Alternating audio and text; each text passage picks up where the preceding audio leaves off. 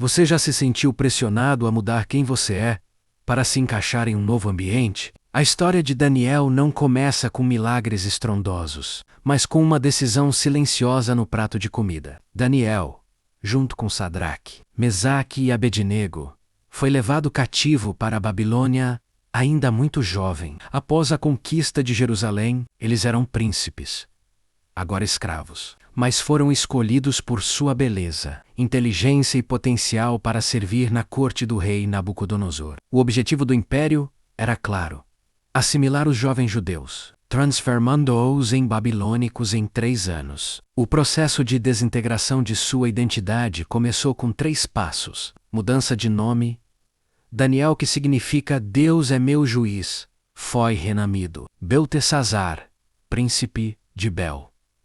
Deus, mudança de língua e educação. Foram instruídos em toda a ciência e cultura babilônica. Mudança de dieta.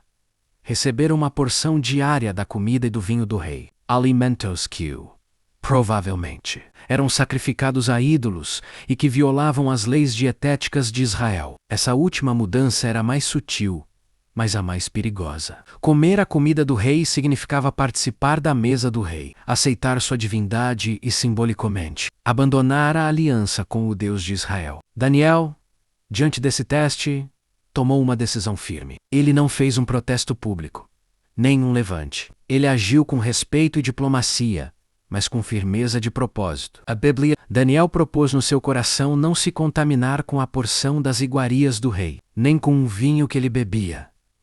A primeira e mais importante batalha da sua vida é sempre vencida no seu coração. A dificuldade era convencer Aspenaz, o chefe dos eunucos, que temia por sua própria vida se os jovens parecessem doentes. Daniel então propôs um teste de 10 dias. Ele não impôs sua vontade. Ele pediu uma chance de provar que a fidelidade a Deus gera resultados melhores do que o sistema do mundo. Daniel propôs que ele e seus amigos, Sadraque, Mesaque e Abednego, fossem alimentados apenas com legumes ou vegetais e água por 10 dias. Eles não estavam fazendo uma greve de fome. Estavam fazendo um jejum de convicção, uma escolha de pureza em um ambiente de contaminação. O teste de 10 dias era o momento de tudo ou nada. Se eles parecessem piores que os outros jovens, a pena seria severa. Mas eles confiaram que a bênção de Deus sobre a obediência seria visível. Ao fim dos 10 dias, o resultado foi inegável. O texto diz: a sua aparência era melhor, e estavam mais gordos de carne do que todos os jovens que comiam das iguarias do rei.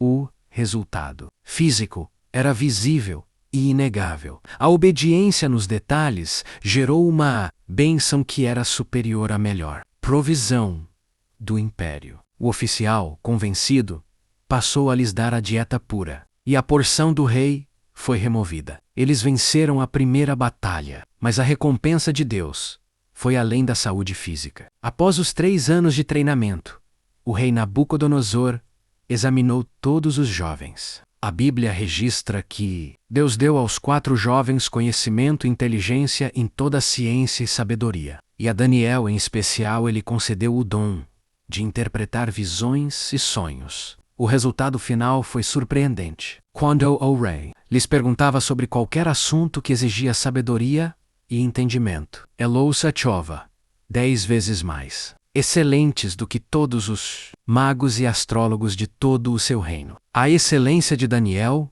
não veio da dieta do rei, mas da disciplina no coração e da sabedoria dada por Deus. A sua excelência não está ligada aos recursos do seu ambiente, mas à fidelidade da sua aliança. Se você se recusa a se contaminar com o prato de comida, a fofoca, o suborno, a mediocridade, a imoralidade do seu ambiente, Deus garante que você será 10 vezes mais excelente, e o seu conhecimento e sua sabedoria abrirão portas onde o seu status não pode chegar. Deixe nos comentários qual é o seu prato do rei e a contaminação que você vai recusar hoje para manifestar a excelência divina. Qual é o gigante que está paralisando você e o seu time hoje? A história de Davi e Golias não é apenas sobre um confronto físico, é sobre a batalha entre o medo e a fé, O povo de Israel, liderado pelo rei Saul, estava em guerra contra os filisteus. No vale do Ela, a guerra estava paralisada. De um lado, o exército de Israel, com medo. Do outro, o campeão filisteu, Golias. Golias era a personificação da intimidação. Um gigante de quase 3 metros de altura, com uma armadura pesada de bronze e uma lança cuja ponta pesava 600 ciclos de ferro. Ele vinha à frente do exército todos os dias, durante 40 dias, e gritava: Escolhei dentre vós um homem que desça a mim. Se ele puder lutar e me vencer, seremos vossos servos. Mas, se eu o vencer, vós sereis nossos servos. O desafio dele não era apenas físico, era psicológico. Golias paralisava o exército inteiro, dia após dia. O medo do gigante era mais forte do que a fé no Deus de Israel. Todos tremiam, incluindo o rei Saul, que era o homem mais alto do seu povo. É nesse cenário de covardia que entra Davi, um jovem pastor, o caçula dos seus irmãos, enviado por seu pai para levar comida aos seus irmãos no campo de batalha. Davi não era um soldado. Ele era insignificante no meio daquele exército de homens grandes e fortes. Mas ao chegar, ele não viu o tamanho do gigante. Ele ouviu a blasfêmia contra o Deus vivo. Davi perguntou: quem é este incircunciso filisteu para afrontar os exércitos do Deus vivo? A diferença crucial aqui é o foco. Enquanto Israel olhava para o tamanho do Golias, Davi olhava para a identidade de quem ele estava ofendendo: o Deus de Israel. Seu foco não estava na ameaça, mas na glória de Deus. Davi sentiu o fardo de um problema que não era dele, mas que feria a honra de seu Deus. Ele se prontificou a lutar, mas foi confrontado por seu próprio irmão mais velho, Eliabe, que o acusou de soberba e malícia. A primeira oposição ao seu propósito não veio do gigante, mas daqueles mais próximos. Levado à presença de Saul, Davi tenta convencer o rei de que ele era capaz. Ele contou seus testemunhos. Ele já havia matado um leão e um urso enquanto protegia suas ovelhas. Sua experiência, embora no pastoreio, era a prova de que Deus já o havia capacitado para o combate. Saul, desesperado, tentou vesti-lo com a sua armadura. Davi tentou andar com a armadura de Saul, mas ela não servia. Era pesada, desajeitada e não fazia parte de sua identidade. Ele atirou. Essa é a lição mais profunda. Não use a armadura de outra pessoa. Seu método de vitória deve ser a ferramenta que Deus te deu e que você já domina. Davi desceu ao ribeiro, pegou 5 pedras lisas. Ele só precisava de uma, mas estava preparado para o que viesse, e sua funda, o estilingue de pastor. Ele foi ao encontro do gigante com a simplicidade e a coragem da fé. Golias o desprezou, zombando: Sou eu algum cão, para vires a mim com paus? A resposta de Davi é um dos grandes discursos de fé da história. Ele não respondeu à zombaria de Golias com suas próprias credenciais. Ele respondeu com as credenciais de Deus. Tu vens a mim com espada, e com lança, e com escudo. Porém eu vou a ti, em nome do Senhor dos Exércitos, o Deus dos exércitos de Israel, a quem tens afrontado. Davi transformou o confronto em uma batalha entre deuses, e não entre homens. O confronto foi rápido. Davi correu. Ele não hesitou, nem esperou. Ele girou a funda, e a pedra voou, atingindo Golias em sua única área desprotegida, a testa. O gigante caiu com o rosto em terra. A pedra de Davi era mais precisa e poderosa do que toda a armadura e o arsenal do filisteu. Davi pegou a espada de Golias e o degolou. A maior arma do inimigo foi usada para destruí-lo. O inimigo de Israel, que paralisou um exército inteiro, caiu pela coragem e fé de um jovem pastor. Não olhe para o tamanho do seu gigante: dívida, medo, doença, crise. Olhe para o tamanho da sua fé e use a ferramenta que Deus te deu. A vitória pertence ao Senhor. Deixe nos comentários qual é o seu Golias que você vai derrubar hoje usando a sua pedra de fé e o seu testemunho. Você já se perguntou se o seu lugar, hoje, não é estratégico para um propósito maior que você? A história de Esther é o maior exemplo de que Deus coloca pessoas em posições de influência para momentos específicos de crise. Esther, originalmente chamada Hadassa, era uma jovem judia, órfã, criada por seu primo Mordecai após o exílio. Após a rainha Vasti ser deposta, Esther foi levada ao palácio do rei Assuero Xerxes na Pérsia. Ela se tornou a favorita e foi coroada rainha. Mas sob a instrução estrita de Mordecai, ela manteve sua identidade judaica em segredo. Essa é a primeira lição. Há momentos em que o silêncio e a prudência são mais estratégicos do que a revelação. Deus a estava plantando no lugar certo. O inimigo surge na figura de Amã, um nobre orgulhoso que subiu ao poder no palácio. Ele exigia que todos se curvassem diante dele. Mordecai,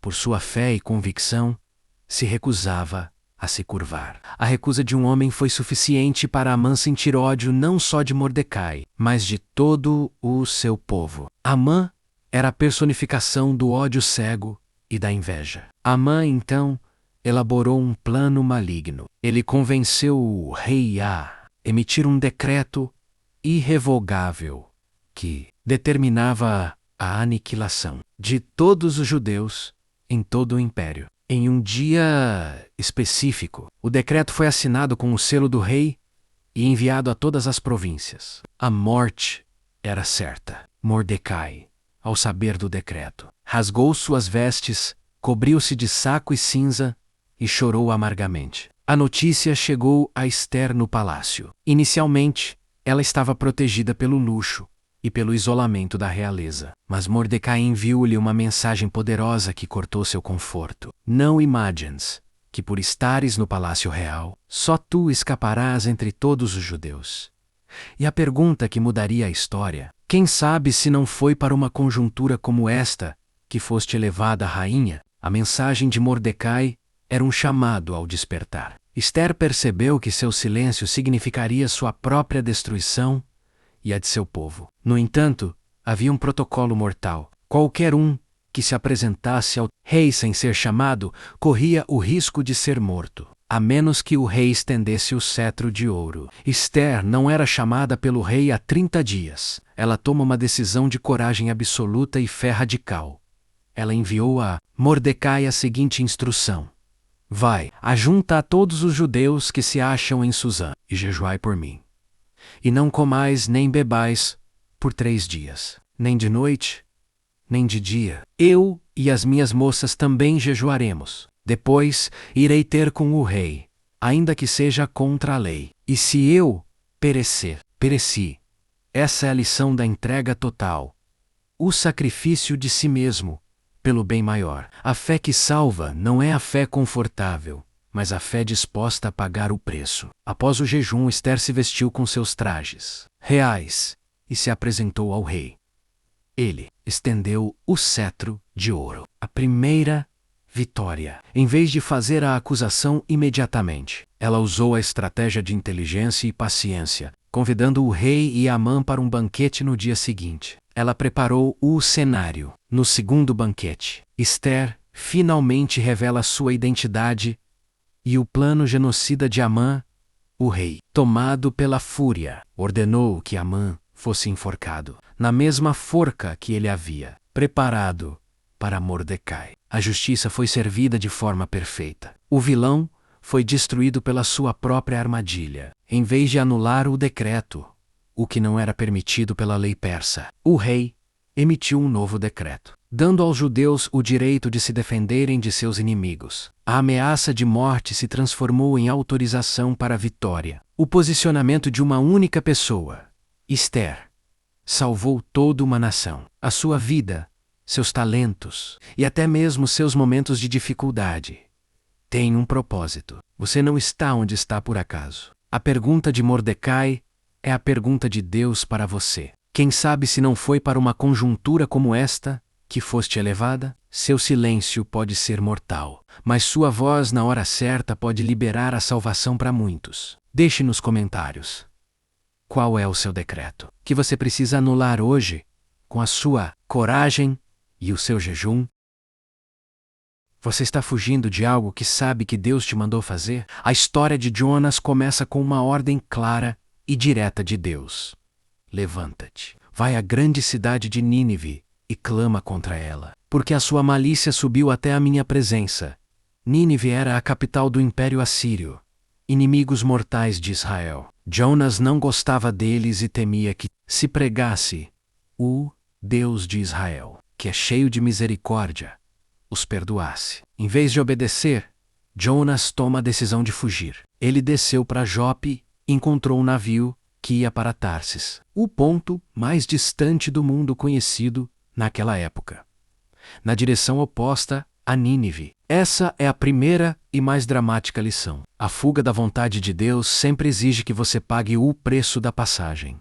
Literalmente, você sempre terá que investir sua energia, seu tempo e seus recursos para ir na direção errada. Jonas desceu para Jope, desceu para um navio, desceu para o porão e estava se aprofundando na sua desobediência. Mas Deus não o abandonou. O Senhor levantou um vento grande no mar e uma tempestade terrível se formou. O navio estava prestes a se partir, enquanto os marinheiros, homens experientes, clamavam a seus deuses e lançavam a carga ao mar para salvar a embarcação. O profeta que tinha o Deus verdadeiro estava dormindo profundamente no porão. O sono de Jonas é um símbolo da consciência anestesiada. Muitas vezes, o silêncio e a paz que sentimos ao fugir de Deus são apenas uma dormência profunda que precede a catástrofe. O mestre do navio o acorda.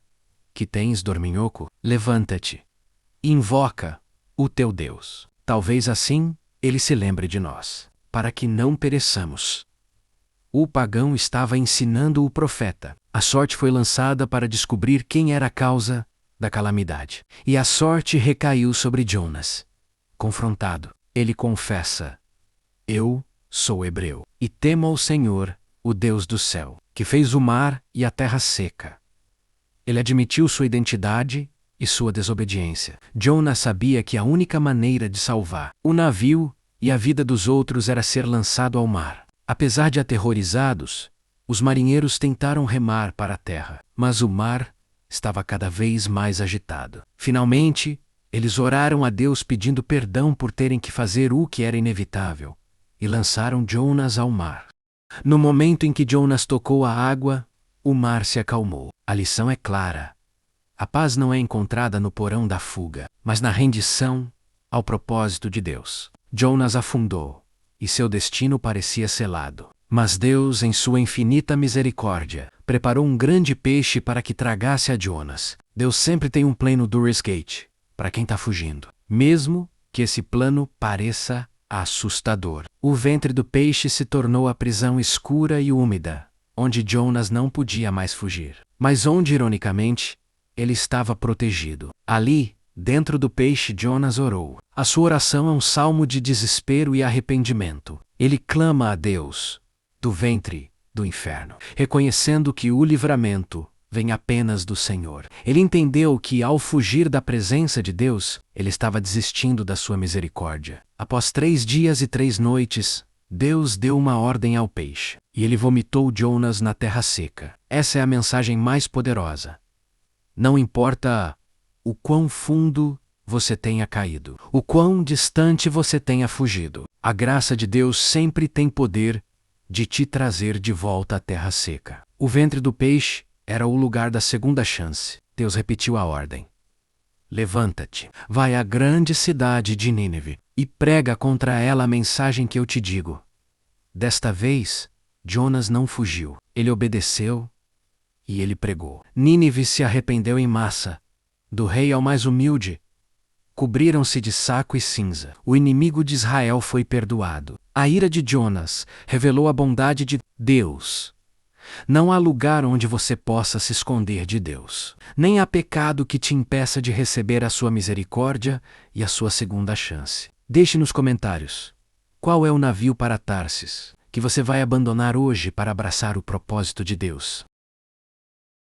O seu sucesso está despertando a inveja de quem está ao seu redor? A história de Daniel na cova dos leões não começa com os leões, mas com a excelência de Daniel e a inveja de seus colegas. Daniel, que já havia servido a vários reis e sobrevivido a impérios, era um dos 3 presidentes do rei Dário.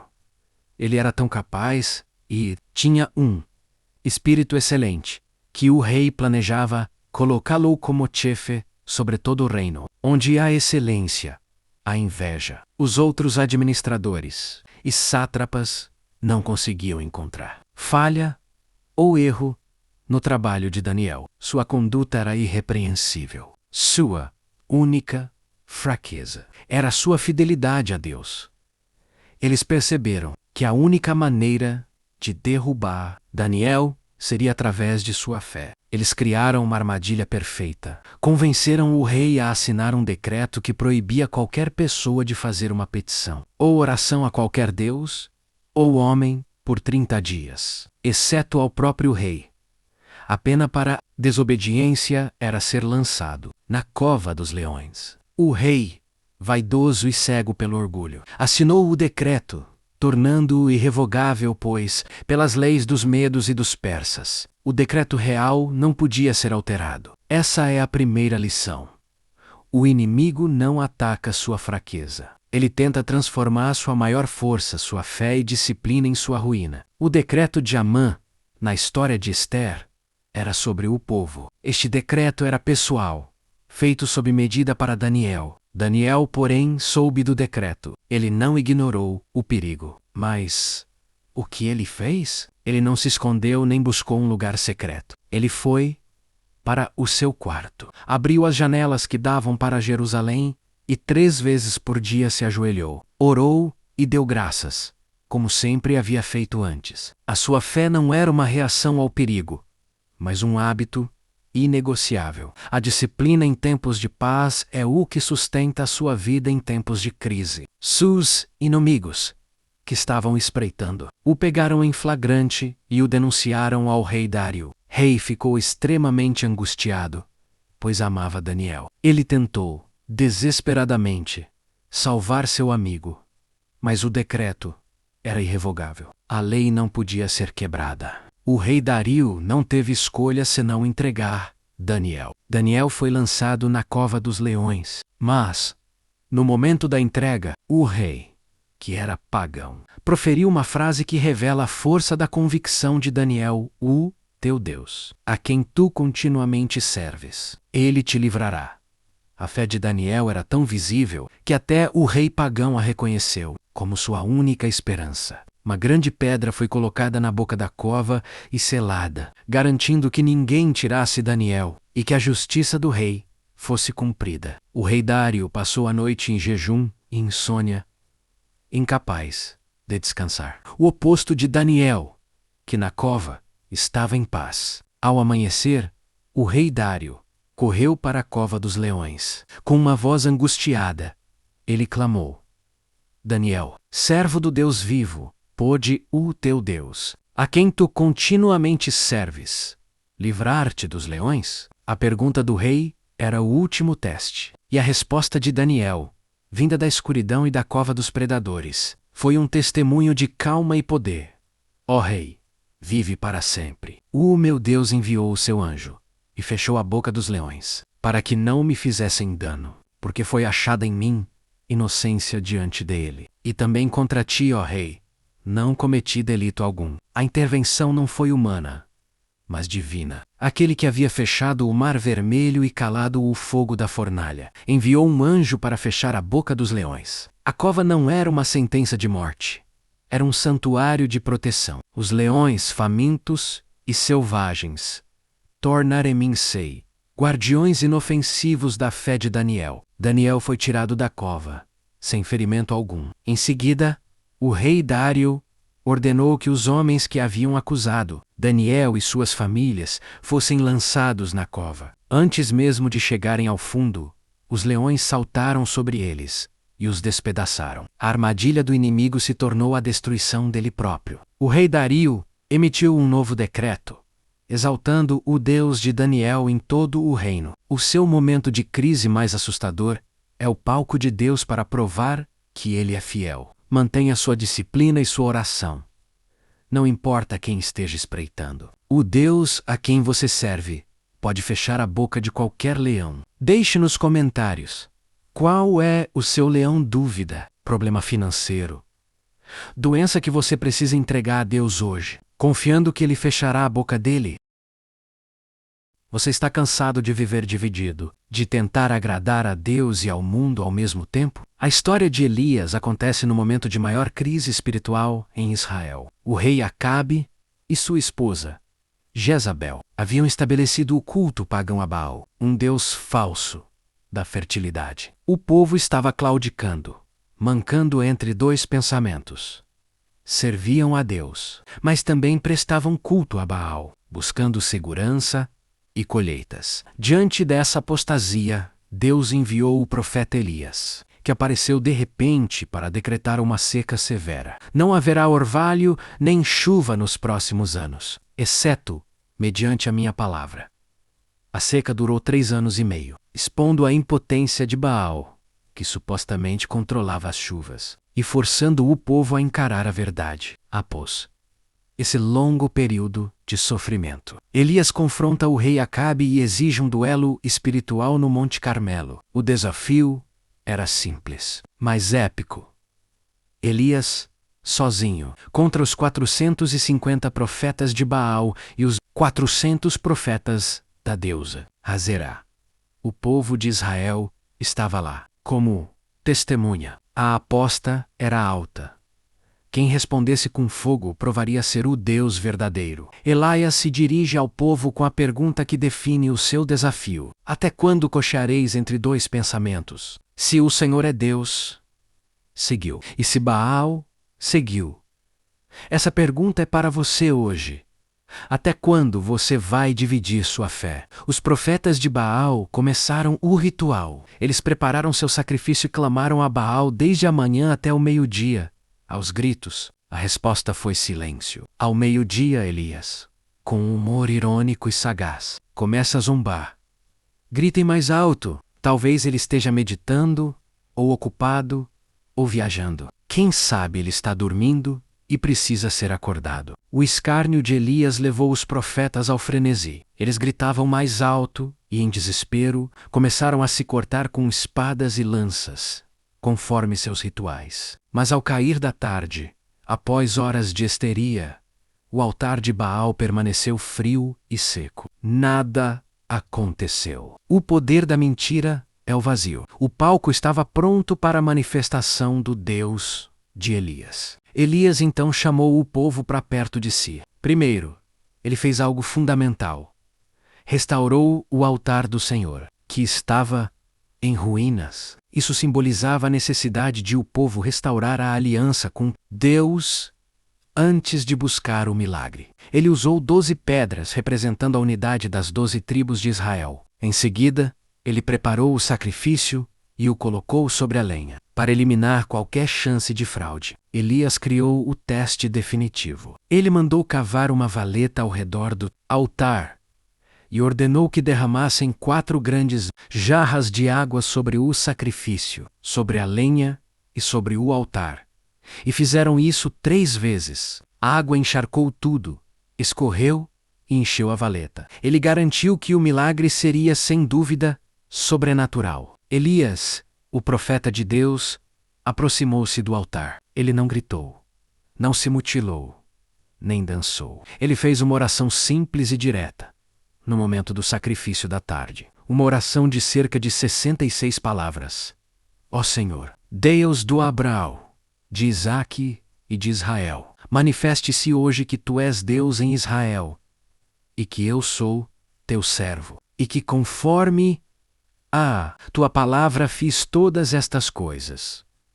A oração de Elias não pedia um favor, pedia a confirmação da autoridade de Deus e da obediência do profeta. A resposta foi imediata e esmagadora. O fogo do Senhor caiu do céu e consumiu tudo, não apenas o sacrifício e a lenha, mas também as pedras do altar. Ópido Shoei, impressionantemente, secou toda a água que estava na valeta. Foi um milagre completo, que destruiu a dúvida e a descrença. Ao ver isso, todo o povo caiu prostrado e gritou: Só o Senhor é Deus. Só o Senhor é Deus. O confronto estava encerrado. O poder de um Deus vivo foi inegável. A sua fé não precisa de rituais complicados, precisa apenas de certeza e fidelidade. A sua vida é o seu Monte Carmelo. O que você vai escolher servir hoje? Deixe nos comentários.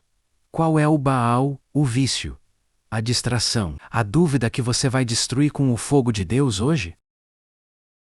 Você já se perguntou, por que a sua vida, mesmo com tantas conquistas, ainda carrega uma ferida secreta? A história de Naamã, o sírio, é a prova de que a glória humana não pode comprar a cura. Naamã era um general militar poderoso, respeitado, vitorioso e honrado pelo seu rei. Ele tinha tudo o que o mundo valoriza: status, riqueza e poder. O texto bíblico o descreve como um homem grande e ilustre, mas por trás de toda essa armadura e glória, havia um porém devastador.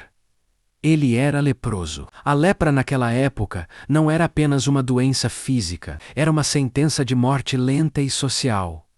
Um símbolo de impureza. A ferida do general Naamã, escondida sob a roupa militar, era a prova de que a força humana é frágil. Essa é a primeira lição.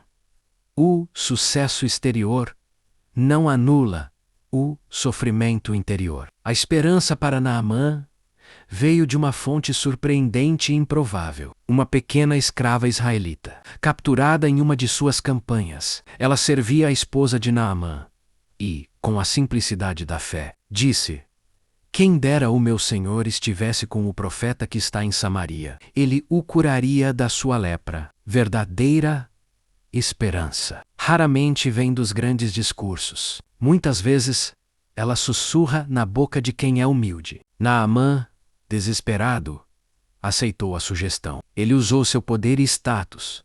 Pegou 10 talentos de prata, 6.000 ciclos de ouro e 10 mudas de roupas, e foi ao seu rei para pedir permissão. Ele carregava em sua bagagem a crença errada de que a cura tinha um preço e que seu status de general seria o suficiente. Ele chegou a Israel e apresentou-se ao rei, que ficou aterrorizado. O rei de Israel sabia que apenas Deus podia curar a lepra.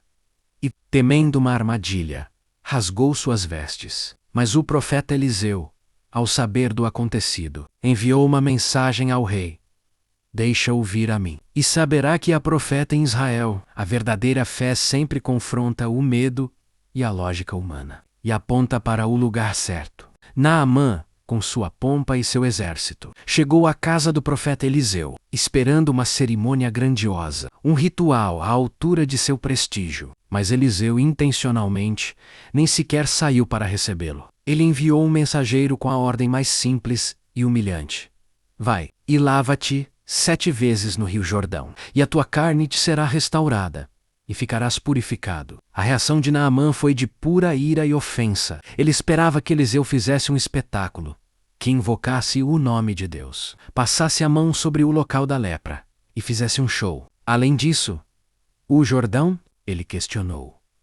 Os rios de Damasco, Abana e Farpar, não são melhores do que todas as águas de Israel? Não poderia eu lavar-me neles e ficar purificado? O orgulho de Naamã estava ferido. Ele não aceitava que a solução para seu problema mais grave viesse através de um rio lamacento e de um ato de tamanha simplicidade. Ele se voltou e partia irado. Essa é a quarta lição.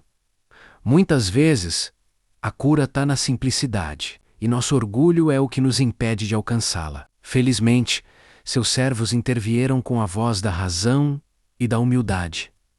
"Meu pai, se o profeta te houvesse mandado alguma grande obra, porventura não a farias? Quanto mais, dizendo-te apenas: lava-te e fica purificado." A sabedoria veio da base. Naamã rendeu-se. Ele desceu do seu carro de guerra e mergulhou no Jordão. Ele mergulhou a primeira vez, a segunda, até a 6ª vez, e nada aconteceu. Mas no 7º mergulho, o número da perfeição e do cumprimento. A Bíblia diz que a sua carne foi restaurada, como a carne de um menino, e ficou purificado, Naamã saiu da água, não apenas curado da lepra, mas curado do seu orgulho. Ele voltou a Eliseu e declarou: Eis que agora sei que em toda a terra não há Deus, senão em Israel. Sua cura não está na sua conta bancária, nem no seu título ou na sua reputação. Ela está na obediência humilde a uma ordem simples de Deus.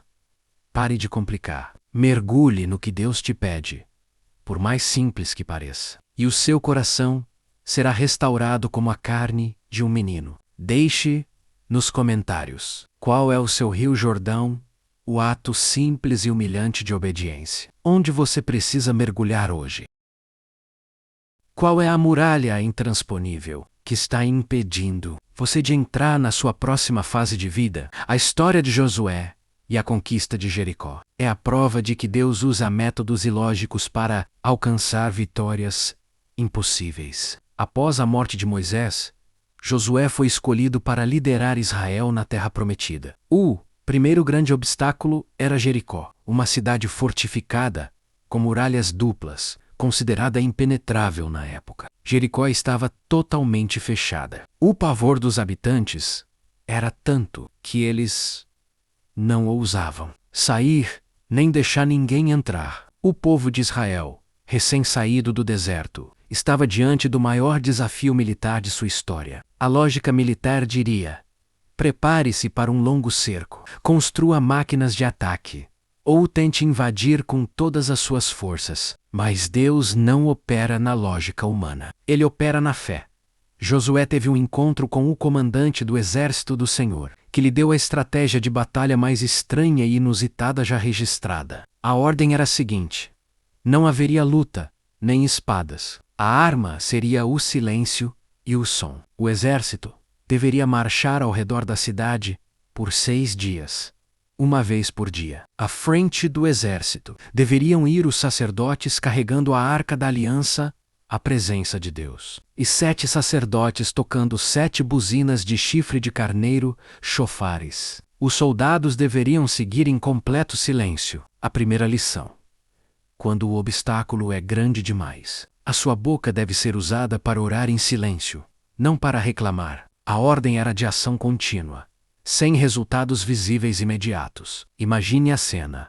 Por 6 dias, o exército de Israel, com seus soldados e sacerdotes, marchava em silêncio total ao redor daquela imensa muralha. Os habitantes de Jericó deviam estar confusos, zombando e provavelmente rindo de um método de guerra que parecia ineficaz e ridículo. A obediência de Josué foi um teste de paciência e fé contra o escárnio. Se a estratégia de Deus não faz sentido para você, é um sinal de que ela está no caminho certo. O ápice da obediência viria no 7º dia. Deus ordenou que, neste dia, o exército deveria marchar ao redor de Jericó 7 vezes. A obediência neste dia seria 7 vezes mais cansativa e 7 vezes mais ridícula aos olhos do inimigo, mas era o cumprimento do plano divino. No 7º dia, eles marcharam a primeira, a segunda, a terceira, a sexta vez. A fé de Josué e do povo foi esticada ao limite. Após 6 dias e 6 voltas, a muralha permaneceu intacta. Era preciso crer que cada passo estava sendo contabilizado. Mesmo sem haver um resultado visível, o milagre não é feito por um ato de fé isolado. Ele é feito pela perseverança em atos de fé repetidos. Quando completaram a 7ª volta, Josué deu a ordem final. A ordem era um contraste absoluto com o silêncio dos dias anteriores. Josué disse aos soldados: gritai, porque o Senhor vos entregou a cidade. No momento em que os sacerdotes tocaram as buzinas pela 7ª vez, e o povo soltou um grande grito. As escrituras dizem que a muralha caiu a pique totalmente. A muralha não foi derrubada por uma catapulta. Não foi rachada por um terremoto. Foi derrubada por um grito de fé no tempo exato de Deus. O muro mais forte da terra desmoronou devido a um som. A estratégia de Deus provou ser a mais eficaz. A vitória era inegavelmente sobrenatural. O exército de Israel entrou na cidade, cada um em frente de si, e conquistou Jericó, garantindo que a glória fosse totalmente do Senhor. A lição para você é poderosa. A sua muralha só cairá após a 7ª volta. Você precisa persistir no método de Deus, mesmo quando ele parece ineficaz. O que está te paralisando hoje é o seu medo de obedecer a algo que não faz sentido. Comece a marchar em silêncio. E no tempo certo, troque o silêncio pela voz de fé. O seu grito de vitória está reservado para o momento exato em que a muralha cair. Deixe nos comentários. Qual é a sua muralha de Jericó, o obstáculo de anos, que você precisa começar a cercar em obediência hoje? Você já se viu diante de uma situação onde tinha apenas o suficiente para sobreviver ao dia, mas nada para o amanhã? A história da viúva de Sarepta é ambientada no cenário de uma seca terrível, decretada pelo profeta Elias em Israel. A seca durava 3 anos e meio, uma punição pela apostasia do povo. O que parecia uma crise de escassez era na verdade uma oportunidade para Deus provar sua providência. O profeta Elias, que estava sendo sustentado por corvos, outro milagre de provisão, recebeu uma ordem de Deus para ir a Sarepta, uma cidade gentia que ficava na região de Sidom. A ordem de Deus era clara: levanta-te, vai para Sarepta, que pertence a Sidom, e ali habita. Eis que eu ordenei a uma mulher viúva que te sustente. Ao chegar ao portão da cidade, Elias encontra uma mulher pobre catando gravetos. Ele não a encontrou no palácio ou na feira, mas fazendo o trabalho mais humilde e final, coletando lenha para acender o último fogo. Elias se dirige a ela com um pedido aparentemente simples: peço-te que me tragas num vaso um pouco de água para eu beber. A mulher, com bondade, se dispôs a fazê-lo. Mas Elias acrescenta o pedido que testaria sua fé até o limite: traze-me, peço-te, também um bocado de pão na tua mão. A resposta da viúva é um dos retratos mais dolorosos da escassez absoluta. Vive o Senhor teu Deus, que nem um bolo tenho, senão somente um punhado de farinha numa panela e um pouco de azeite numa botija. E eis que apanhei 2 cavacos para prepará-lo para mim e para o meu filho, para que o comamos e morramos. Ela não tinha esperança para o amanhã. O que ela tinha era suficiente para a última refeição. Seu plano não era viver, era morrer com dignidade. Elias estava pedindo o último recurso que restava para a sobrevivência dela e de seu filho. A primeira lição: Deus, às vezes, te pede o que você tem de mais valioso, para que ele possa se tornar sua única fonte. O profeta Elias, em vez de recuar diante do desespero da mulher, lhe deu uma ordem que desafiava a lógica e a sobrevivência: não temas, vai e faze conforme a tua palavra. Mas primeiro faze disso para mim um bolo pequeno e traze-mo. Depois o farás para ti e para teu filho.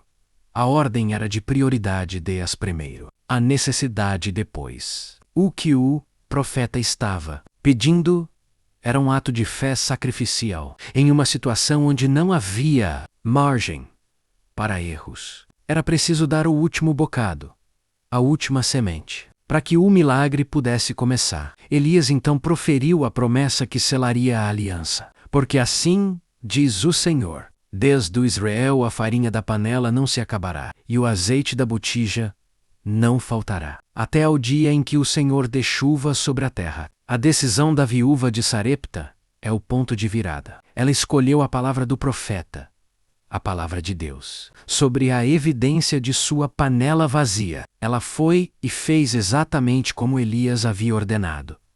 Primeiro o bolo para o profeta, e só depois para ela e seu filho. A obediência não foi fácil, mas foi total. E o milagre aconteceu. A Bíblia nos diz que a panela de farinha e a botija de azeite não se esgotaram. Pelo tempo que durou a seca, a farinha se multiplicava, o azeite se regenerava. A provisão não foi um grande estoque, mas um abastecimento diário, que exigia a dependência total da mulher na palavra de Deus a cada manhã. Ela nunca mais teve que se preocupar com o último. Ela viveu no ilimitado da providência divina. A lição final é a mais reconfortante. A sua panela e a sua botija, por mais vazias que pareçam, são o ponto de partida do milagre. Se Deus te pede o último, é porque Ele quer se tornar o seu primeiro e único provedor. Entregue a Ele a sua pequena semente de fé, e Ele fará com que o seu sustento nunca mais se acabe. Deixe nos comentários: qual é o seu último bocado, o recurso, o tempo, a energia que você vai entregar a Deus hoje para viver na multiplicação? Você está disposto a defender suas convicções, mesmo quando o preço é a sua própria vida? A história de Sadraque, Mesaque e Abednego se passa no auge do Império Babilônico, sob o poder do rei Nabucodonosor. O rei, em sua soberba, erigiu uma estátua gigantesca de ouro e decretou que, ao som de todos os instrumentos musicais, todos os oficiais, governadores e súditos deveriam se prostrar e adorar a imagem. Recusar-se significava uma punição terrível: ser lançado imediatamente na fornalha de fogo ardente. Esse decreto não era apenas político, era um teste de identidade. Para o povo de Israel, curvar-se significava trair o primeiro e mais fundamental mandamento de sua fé: não terás outros deuses diante de mim. 3 jovens judeus, Sadraque, Mesaque e Abednego, que haviam sido exilados e estavam servindo no palácio, foram a exceção. Eles não se curvaram. Eles escolheram a fidelidade à sua fé sobre a conveniência de manter suas vidas e cargos. A recusa deles foi percebida por outros oficiais babilônicos, que, movidos pela inveja e pelo desejo de poder, denunciaram os jovens ao rei Nabucodonosor. O rei, furioso, mas ainda dando uma chance, chamou-os à sua presença. Ele questionou: é de propósito, Sadraque, Mesaque e Abednego, que não serves a meus deuses, nem adorais a estátua de ouro que levantei? Ele lhes deu uma segunda chance, um novo toque dos instrumentos, com a ameaça clara: se não se curvassem, a fornalha os esperava. A resposta dos 3 jovens é o centro da sua fé inabalável. Eles não hesitaram. Eles não tentaram negociar. Eles responderam ao rei com uma coragem que só a convicção absoluta pode dar. Ó rei Nabucodonosor, quanto é isto? Não necessitamos de te responder. Se o nosso Deus, a quem servimos, é capaz de nos livrar da fornalha de fogo ardente, Ele nos livrará da tua mão, ó rei. Eles sabiam que Deus podia livrá-los. A confiança deles foi ainda mais longe. Eles adicionaram a cláusula de fé que desafia toda a nossa lógica humana. E se não, Ele não nos livrar, fica sabendo, ó rei, que não serviremos a teus deuses nem adoraremos a estátua de ouro que levantaste. Essa é a lição do compromisso total. A fidelidade não depende do milagre. Se a ideia é livrar, Ele é Deus. Se Ele não livrar, Ele continua sendo Deus. Nabucodonosor, dominado pela fúria, ordenou que a fornalha fosse aquecida 7 vezes mais do que o normal. O calor era tanto que os soldados que lançaram os 3 jovens no fogo foram mortos pela labareda. O impossível se tornava mais impossível. Os jovens, amarrados e vestidos, foram lançados no centro do inferno. O rei Nabucodonosor se levantou rapidamente, perplexo e assustado. Ele perguntou aos seus conselheiros: não lançamos nós 3 homens atados no meio do fogo? Eles responderam que sim. Mas o rei declarou que viu. Eu, porém, vejo 4 homens soltos, que andam no meio do fogo, e nenhum dano há neles. E o aspecto do quarto é semelhante ao filho dos deuses. A fornalha não era o sepulcro deles, era o palco de um encontro. O sofrimento não os destruiu, mas os libertou das cordas que os amarravam. O único propósito do fogo foi queimar aquilo que era dispensável: as amarras. O 4º homem, a presença divina, estava com eles no meio da prova. O rei os chamou para fora. Eles saíram ilesos. O cabelo não foi chamuscado. Suas roupas não tinham cheiro de fumaça. Eles saíram da fornalha como prova viva do poder de Deus. Aquele que havia decretado a morte, Nabucodonosor, teve que emitir um novo decreto, exaltando o Deus de Sadraque, Mesaque e Abednego, e proibindo qualquer pessoa de falar mal dele. A sua fornalha, sua provação, seu momento de crise não é para destruir você, mas para revelar a presença do quarto homem na sua vida. Deixe que o fogo queime apenas as cordas que te prendem. Saia com a sua convicção intacta e o seu testemunho restaurado. Deixe nos comentários qual é a sua corda medo, vício, dúvida, que precisa ser queimada na sua fornalha hoje para que o quarto homem se revele.